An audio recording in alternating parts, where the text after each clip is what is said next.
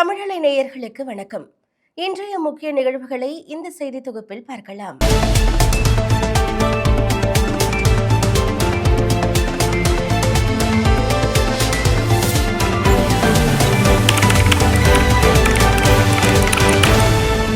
Iran மீது Israel திடீர் தாக்குதல் நடத்தியுள்ளது உலக நாடுகளிடையே பெரும் அதிர்ச்சியை ஏற்படுத்தியுள்ளது. ஈரானின் தலைநகரான தெஹ்ரான் மீது இஸ்ரேல் திடீர் தாக்குதல் நடத்தியுள்ளது. மேலும் இந்த தாக்குதல்கள் ஈரான் தலைமை மதகுரு கமேனியின் அலுவலகம் அமைந்துள்ள பகுதிக்கு மிக அருகில் நடைபெற்று உள்ளதாகவும் தகவல் வெளியாகியுள்ளது. இந்த தாக்குதலின் போது 86 வயதான கமேனி அலுவலகத்தில் இருந்தாரா இல்லையா, அவருடைய நிலை என்ன என்பது கேள்விக்குறியாகவே உள்ளது. இந்நிலையில் இஸ்ரேலை தொடர்ந்து அமெரிக்காவும் தற்போது ஈரான் மீது தாக்குதலை நடத்தி வருகிறது. முன்னதாக 2025ஆம் ஆண்டு இஸ்ரேலுக்கும் ஈரானுக்கும் இடையில் 12 நாட்கள் போர் நடைபெற்றது. அந்த போரில் ஆயிரக்கணக்கான மக்களும் ஈரானின் முக்கிய ராணுவ தளபதிகள், அணுசக்தி விஞ்ஞானிகள் உள்ளிட்டோர் கொல்லப்பட்டது குறிப்பிடத்தக்கது. 2 நாள் பயணமாக இன்று தமிழகம் வரும் பிரதமர் மோடி திருப்பரங்குன்றத்தில் நாளை சாமி தரிசனம் செய்து என்டிஏ கூட்டத்தில் உரையாற்றுகிறார். தமிழகத்தில் தேர்தல் களம் சூடுபிடித்து இருக்கும் நிலையில் 2 நாள் பயணமாக இன்றிரவு பிரதமர் மோடி சென்னை வருகிறார். ஆளுநர் மாளிகையில் இரவு தங்கும் அவர் நாளை காலை புதுச்சேரியில் நடைபெறும் அரசு நிகழ்ச்சியில் பங்கேற்கிறார். பின்னர் மதுரை செல்லும் பிரதமர் அங்குள்ள விமான நிலைய வளாகத்தில் வான் கட்டுப்பாட்டு கோபுரத்தை திறந்து வைத்து புதுப்பிக்கப்பட்ட ரயில் நிலையங்கள், பரமக்குடி, ராமநாதபுரம் 4 வழி சாலை திட்டங்களை காணொலி வாயிலாக அர்ப்பணிக்கிறார். மாலை 4 மணியளவில் திருப்பரங்குன்றம் சுப்பிரமணிய சுவாமி கோவிலில் சாமி தரிசனம் செய்கிறார். பின்னர் மண்டேலா நகரில் நடைபெறும் தேசிய ஜனநாயக கூட்டணி தேர்தல் பிரச்சார பொதுக்கூட்டத்தில் பிரதமர் மோடி கலந்து கொண்டு பேசுகிறார். தமிழக வெற்றிக் கழக தலைவரும் நடிகருமான விஜயிடமிருந்து விவாகரத்து கோரி அவரது மனைவி சங்கீதா செங்கல்பட்டு குடும்ப நல நீதிமன்றத்தில் மனு தாக்கல் செய்துள்ளார். மேலும் விஜய் மீது அடுக்கடுக்கான குற்றச்சாட்டுகளையும் முன்வைத்துள்ளார். கடந்த 2 ஆண்டுகளாக இருவரும் பிரிந்து வாழ்ந்து வருவதாகவும், பிரபல நடிகை ஒருவருடன் விஜய்க்கு தகாத உறவு இருப்பது தெரிந்தும் மன உளைச்சலில் இருந்து வந்ததாகவும், சுமூக பேச்சுவார்த்தை நடத்தியும் அது தோல்வியில் முடிந்ததாகவும் தெரிவித்துள்ளார். இந்த வழக்கானது செங்கல்பட்டு குடும்ப நல நீதிமன்றத்தில் ஏப்ரல் 20ஆம் தேதி விசாரணைக்கு வருகிறது. தமிழக சட்டசபை தேர்தல் தேதி அறிவிக்கப்பட உள்ளது. முதலாக விஜய் தேர்தலை எதிர்கொள்ளவிருக்கும் நிலையில் அவர் மீது அவரது மனைவி விவாகரத்து கோரி மனு தாக்கல் செய்திருப்பது அவரது ரசிகர்கள் மற்றும் கட்சியினரிடையே பெரும் அதிர்ச்சியை ஏற்படுத்தியுள்ளது.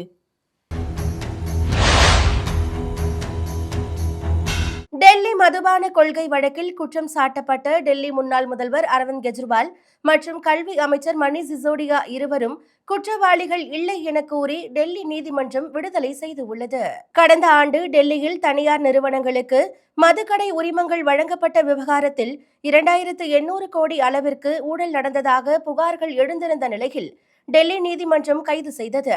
விடுவிப்புக்கு பின் செய்தியாளர்களிடம் பேசிய அரவிந்த் கெஜ்ரிவால், இந்த வழக்கில் குற்றம் சாட்டப்பட்ட அனைவரையும் நீதிமன்றம் விடுவித்து உள்ளது. உண்மை வெற்றி பெறும் என்று நாங்கள் எப்போதும் கூறி வந்தோம். இந்திய சட்ட அமைப்பின் மீது எங்களுக்கு முழு நம்பிக்கை உள்ளது என கண்ணீர் ததும்ப தெரிவித்தார். பிளமிங்கோ இயந்திரம் மூலம் கலங்கரை விளக்கம் முதல் மயிலாப்பூர் வரை சுரங்கம் தோண்டும் பணி நிறைவு. மெட்ரோ நிர்வாகம் அறிவிப்பு. UG1 ஒப்பந்தத்தின் கீழ் பிளமிங்கோ என பெயரிடப்பட்ட சுரங்கம் தோண்டும் இயந்திரம் கலங்கரை விளக்கத்திலிருந்து சுரங்கம் அமைக்கும் பணியை தொடங்கி திருமயிலையில் வந்து வெற்றிகரமாக வந்தடைந்துள்ளது.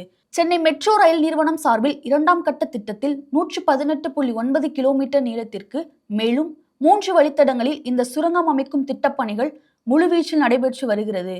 கட்டம் 2 வழித்தடம் 4இல் கலங்கரை விளக்கத்திலிருந்து பூந்தமல்லி புறவழிச்சாலை வரை 26.1 கிலோமீட்டர் நீளத்திற்கு வழித்தடம் அமைக்கப்பட உள்ளது என்பது குறிப்பிடத்தக்கது. நடிகர் விஜயின் வருகையால் பள்ளி மாணவர்களிடையே திடீரென ஏற்பட்டு இருக்கும் அரசியல் ஆர்வம் பெற்றோர்களை இக்கட்டில் தள்ளி வருகிறது. சினிமாவிற்கு எட்டும் தூரத்தில்தான் தமிழக அரசியல் இருந்து வருகிறது. அங்கிருந்து அரசியலுக்கு வந்தவர்களை கணக்கெடுத்து மாளாது ஒரு சிலர் ஆட்சி அதிகாரத்தில் அமர்ந்து தமிழகத்தை வழிநடத்தி இருக்கிறார்கள். பெரும்பாலானோர் தேர்தல் நேரத்தில் தலை காட்டுகிறார்கள். இதில் விஜய் வருகை வித்தியாசத்தை, வியப்பை ஏற்படுத்தி இருக்கிறது. அவருக்காக தன்னெழுச்சியாக கூடும் கூட்டம் வீட்டில் சிறுவர்கள் வரை அரசியல் படுத்தி வருகிறது. விஜய்க்கு ஓட்டு போடணும் என்று வீடுகளில் எழும் குரல்கள் பெற்றோர்களையும் பெரியவர்களையும் அசைத்து பார்க்கிறது. வீடுதோறும் விஜய்க்கு ரசிகர்கள் இருக்கிறார்கள். அதுவே அரசியல் புள்ளியாக மாறினால் இதுதான் அரசியல் கட்சிகளின் கலக்கத்திற்கு காரணமாக உள்ளது. கேரள ஸ்டோரி 2 படத்திற்கு கேரள உயர்நீதிமன்ற தனி நீதிபதி விதித்த தடையை டிவிஷன் பெஞ்ச் நீக்கி உத்தரவிட்டுள்ளது. காமாக்கியா நாராயணன் சிங் என்பவர் இயக்கிய கேரள ஸ்டோரி 2 என்ற திரைப்படம் நேற்று இந்தியா முழுவதும் வெளியாகி இருந்தது. இந்த நிலையில் கேரளாவுக்கு அவதூறு ஏற்படுத்தும் வகையில் காட்சிகள் இருப்பதால் இந்த படத்திற்கு தடை விதிக்க வேண்டும் என்று கூறி கேரள உயர்நீதிமன்றத்தில் மனு தாக்கல் செய்யப்பட்டது. இந்த மனுவை நீதிபதி பெச் குரியன் கேரள ஸ்டோரி 2 படத்தை வெளியிட 15 நாள் தடை விதித்து உத்தரவிட்டார். இந்த உத்தரவை எதிர்த்து தயாரிப்பு நிறுவனம் சார்பில் கேரள உயர்நீதிமன்றத்தின் டிவிஷன் பெஞ்சில் அப்பீல் செய்யப்பட்டது. எந்த மதத்தையோ மாநிலத்தையோ அவமதிக்கும் வகையில் படத்தில் காட்சிகள் இடம்பெறவில்லை என்று தெரிவிக்கப்பட்டது. நீதிபதிகள் தர்மதிகாரி பாலகிருஷ்ணன் தடையை நீக்கி உத்தரவிட்டனர். இதையடுத்து கேரள ஸ்டோரி 2 படம் விரைவில் ரிலீஸ் ஆகிறது. S-400 அதிநவீன ஏவுகணை செயல்படும் விதம் தொடர்பான வீடியோவை இந்திய விமானப்படை வெளியிட்டு இருக்கிறது. எதிரி நாட்டு விமானங்களை ரேடார் மூலம் கண்டறிந்து துல்லியமாக அழிக்கும் திறன் வாய்ந்தது S-400 ஏவுகணை.